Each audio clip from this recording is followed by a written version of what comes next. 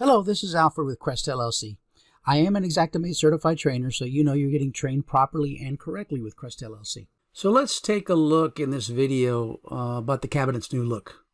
So if I come over here to my block, you'll notice that they have added some cabinets, lower, upper, full cabinets, and corner cabinets. So let's just pick a lower cabinet, and if you notice there, it's got a cabinet front.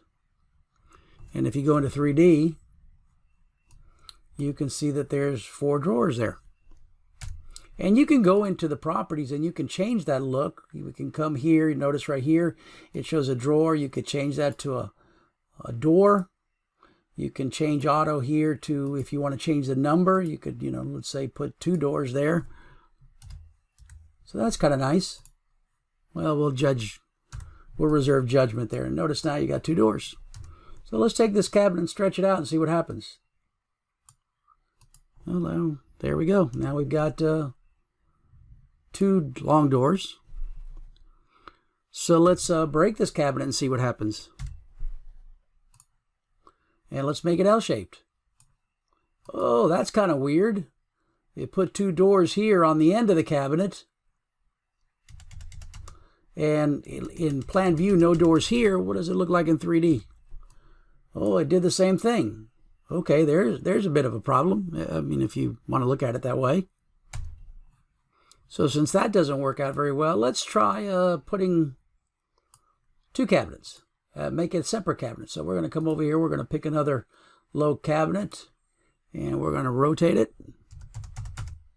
And let's add it on there and see what happens. Well, it did get rid of the cabinet there in plan view. That's a good thing. Let's go into 3D and see what happened. Well, it looks like it cut that door in half. So that's kind of a bit of a problem there if you like looking at 3D. Honestly, I've said this many times before, all this new look in 3D brings absolutely no value to the estimator. But if you want to look at it in 3D and you want it to be more like a CAD program, I guess that didn't work out too well. It cut that cabinet in half. So I guess if I wanted the cabinets to look right, what I would have to do is, whoops, looks like I got rid of my room. Let's bring it back and let's just get rid of the cabinets this time instead of the whole room. I guess what I'd have to do is come over here to the block tool and select the lower cabinet and put my cabinet there and kind of stretch it out. And then I guess what I'd have to do is take the vertex tool and take that cabinet and vertex it at a 45. I'm not sure that's a 45. We'll do that there. And that seems to make the doors right. If I go into 3D, that looks correct. And now I'll take another cabinet, another lower cabinet, and rotate it. And do the same thing, make it at a 45. And then I'm just going to attach them there. And now if I go into 3D, that looks correct.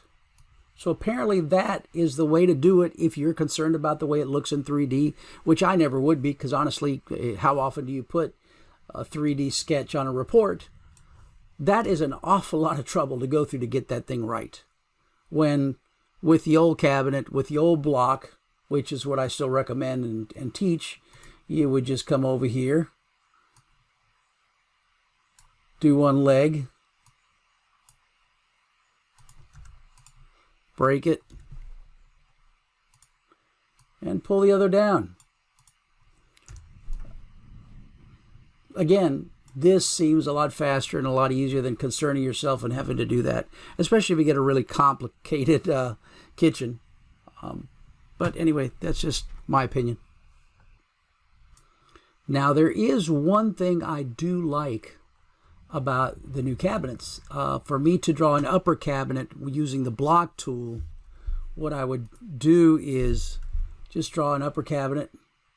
Typically upper cabinets are about 1 foot deep, and then I'd have to go into the properties and raise it distance from floor here to about 4.5 feet. And then now it's in the air and I could move it to where I want. Whereas the cabinet, the upper cabinet is already at 4.5 feet off the floor. So that does save me a little bit of time.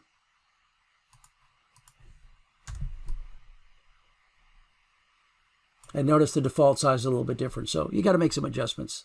Again, I'm always looking for things that are going to make me faster. So I don't like the lower cabinet because it takes extra steps. I do like the upper cabinet because I don't have to raise it to 4.5 feet. But my job is to show you how it works, and you decide how you want to use it. Anyway, that's it for this video, and we'll see you at the next video. Well, that's the end of the video. If you like this video, give it the old thumbs up. I think it's down here somewhere. Or even better, subscribe so that you get to see any of the future videos that I post on here. Have a great day. We'll see you at the next video.